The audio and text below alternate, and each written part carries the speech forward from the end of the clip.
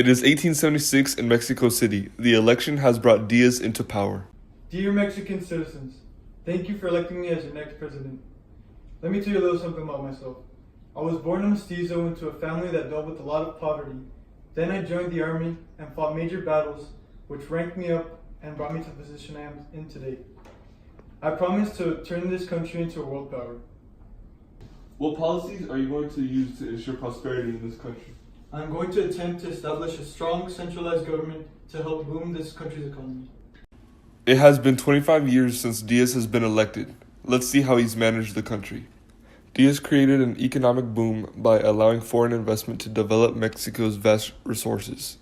Money flowed in from the United States and Europe, and soon mines, railroads, plantations, and factories were built and humming with production. Only the top 5% of population owned the wealth of the country, which led to inflation, unrest in the lower classes who worked in the hacienda systems for little pay.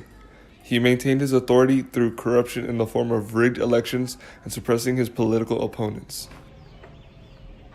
Thank you, Mr. Diaz. I know we're both running against each other, but I know we'll both make a good difference for this country.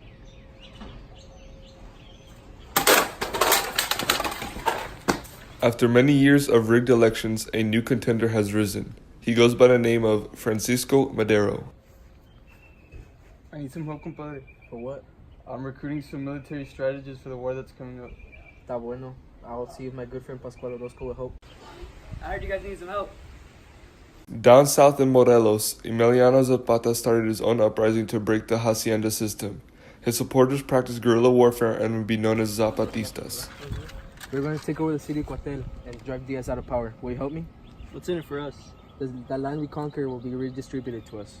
Vamos.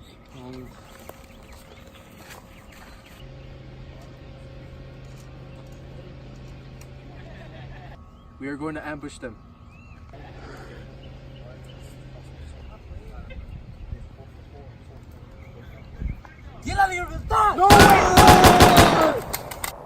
With the support of Pancho Villa and Pascual Orozco commanding Madero's army, they besieged Ciudad Juarez in 1911.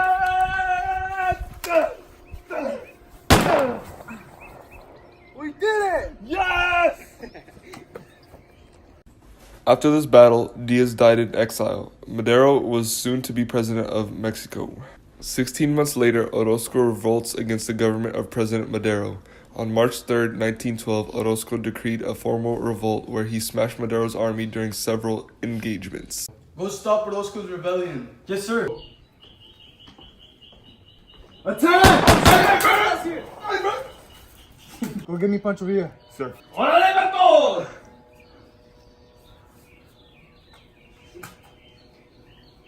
Special delivery. Orozco and his troops were defeated by Huerta's troops. Orozco was forced to flee the United States and Pancho Villa was sent to prison. After Huerta's troops defeated Orozco's troops, Huerta led a conspiracy against Madero in 1913. I'm going to attempt to kill Madero. Why? I need the power that comes with being the president of Mexico. Days later. You had a good time. It is April 1913 and many revolutionists are against Huerta's militaristic dictatorship. This included the likes of Villa, Zapata, and Carranza. With this political plan, we will overthrow Huerta. I am granting you the power of leading my constitutionalist army in our attempts to topple Huerta's rule. I will do my best, senor. With the mixed opposing forces, Huerta is forced to flee to France on a German boat. Thank God I'm no longer the president of Mexico.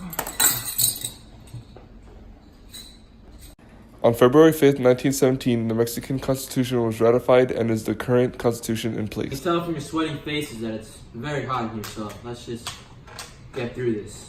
We can all agree on Article 3, which gives free, mandatory, and secondary education. See. Good, good. What about Article 27, which focuses on land reforms? See. Okay. Okay, last but not least, should we include Article 123, which empowers the labor union? You can probably guess what they said. It is 1919 and Emiliano Zapata is still in the revolutionary battle.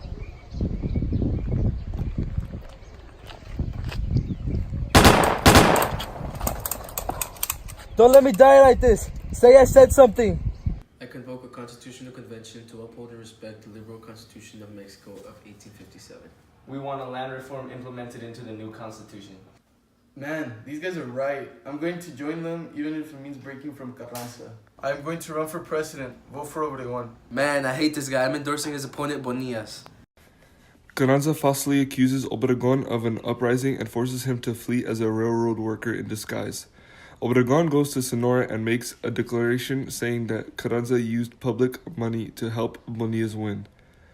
Obregón, with his Sonoran forces, would successfully lead a revolt against Carranza and have him disposed in 1920.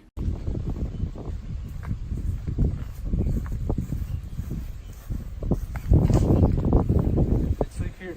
Sí, señor. Let's go to sleep and let's get some rest for tomorrow.